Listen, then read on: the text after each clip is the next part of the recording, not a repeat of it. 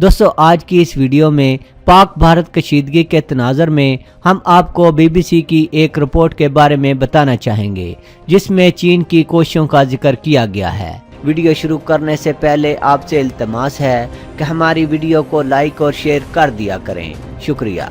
दोस्तों दिफाई तज्जिया निगारों के मुताबिक बज़ाहिर पाकिस्तान और भारत के दरमियान जंग का खतरा टल चुका है। पाकिस्तान के बाज़ करीबी दोस्त ममालिक ने इस जंग को रुकवाने में नहायत अहम किरदार अदा किया। पसे पर्दा अमेरिका, सऊदी अरब और चीन का किरदार नज़र आ रहा है। अगर खुदा न खास्ता दोनों मुल्कों के दरमियान जंग हो जाती तो दोनों मुल्क खसारे में रहते। जंग का खतरा तो फिलहाल टल गया है, लेकिन मुस्तकिल अमन के लिए पाकिस्तान अपने वज़ीर ख़ारजा के तवस्सुत से आलमी सालसियों की तलाश में है। रूस ने पाकिस्तान और भारत के दरमियान कश्मीर के मामले में सालसी की पेशकश की है। भारत की जिद बरकरार है कि उसे पाकिस्तान के हवाले से किसी आलमी सालसी की ज़रूरत नहीं। रूस में मुतय्यन भारतीय सफ़ीर ने आलमी मीडिया से मुखातब होते हुए यूं कहा कि हमें रूस समेत किसी सालसी की ज़रूरत नहीं है। पाकिस्तानी तंजीम के हवाले से चीन के वीटो करने पर अक़वाम मुत्तहिदा की सिक्योरिटी कौंसिल में भारत को चौथी बार जिस पसपाई और शिकस्त का सामना करना पड़ा है, इस पर पाकिस्तान के खिलाफ भारतीय तैश में मज़ीद इजाफा हुआ है। ऐसे में पाकिस्तान के हवाले से किसी आलमी सालसी को कबूल करना भारत के लिए खासा दुश्वार है। बाज़ आलमी माहिरीन का कहना है कि अब चीन सालसी की शक्ल में सामने ज़रूर आएगा।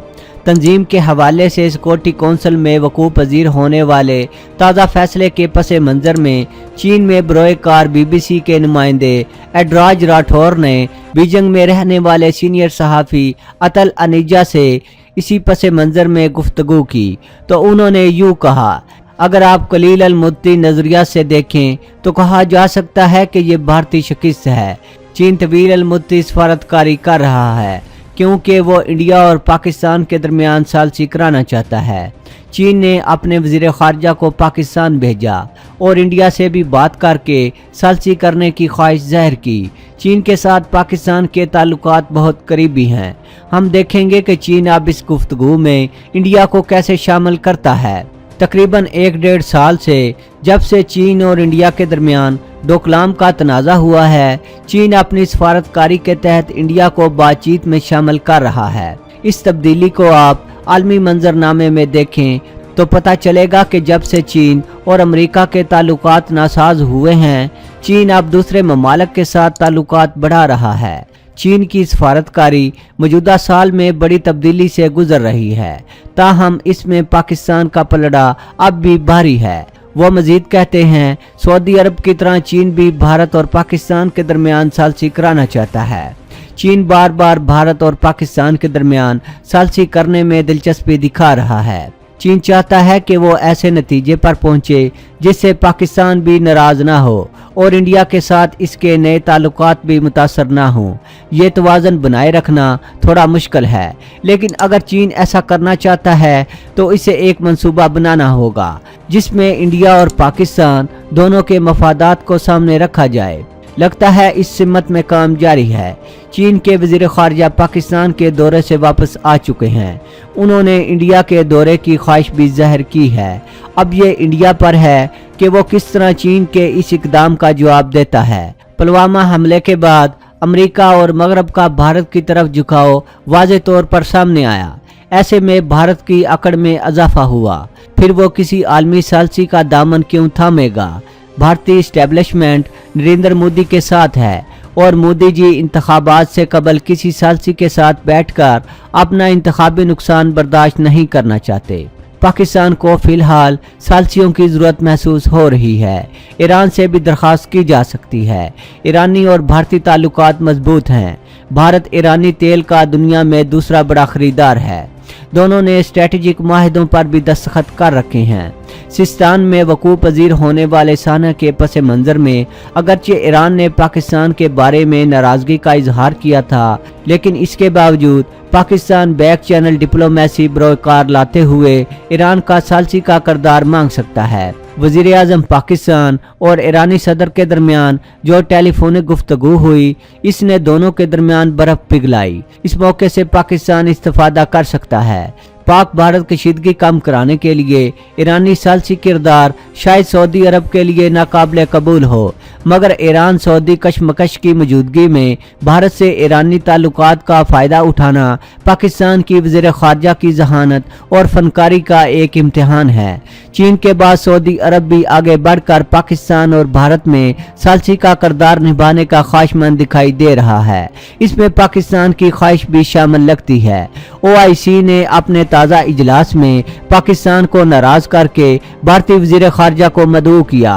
इस तरह OIC का फोरम भी पाक भारत सालसी के लिए नतीजा खेज साबित हो सकता है। सऊदी अरब को मगर पाकिस्तान में जो असर और रसूख हासिल हुआ है वो OIC के मजमूई किरदार से यकीनन ज़्यादा फ़ाल और काबिल एतबार है। इतलात हैं कि सऊदी वली अहद शहजादा मोहम्मद बिन सलमान ने भी हालिया पाक भारत दौरों में दोनों ममालिक के दरमियान कशीदगी कम कराने में अहम किरदार अदा किया। फौरी नतीजा तो मगर कोई सामने ना आ सका, लेकिन बाद के हालात ने वाज़ेह किया है कि ये कोशिशें बेसमर नहीं की गई थीं। इसी महीने सऊदी वज़ीर ख़ारजा आदिल अल जबीर साहब ने पाकिस्तान का दौरा किया। यहाँ वो पाकिस्तान की आला क़यादत से मिले। पाकिस्तान के बाद वो भारत भी पहुँचे और भारतीय वज़ीर ख़ारजा सुषमा स्वराज से भी मुलाकात की। 3 हफ्तों के मुख्तसर वक़्त में आदिल अल जबीर की पाकिस्तान और भारत के वज़राए ख़ारजा से ये तीसरी मुलाकात थी। अंदाजे हैं कि वो पाकिस्तान का कोई ख़ास पैगाम लेकर भारत पहुँचे थे। हमारा हुस्न ज़न है कि इस पैगाम और सऊदी वज़ीर ख़ारजा के किरदार ने भी पाक भारत कशीदगी कम करने में मुआवनत की है। शहजादा मोहम्मद बिन सलमान की मुतहर्रक शख्सियत की बिना पर भारत और सऊदी अरब की कुर्बतों में खासा इजाफा हुआ है। नरेंद्र मोदी ने जब सऊदी अरब का दौरा किया तो ज़बरदस्त प्रोटोकॉल से नवाजे गए।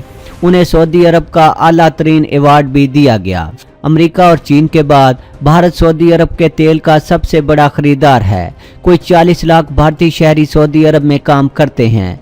ये सालाना 25 अरब डॉलर का ज़र मुबादला भारत भिजवाते हैं। यूं सऊदी अरब से भारत के बहुत से मफादात वाबस्ता हैं।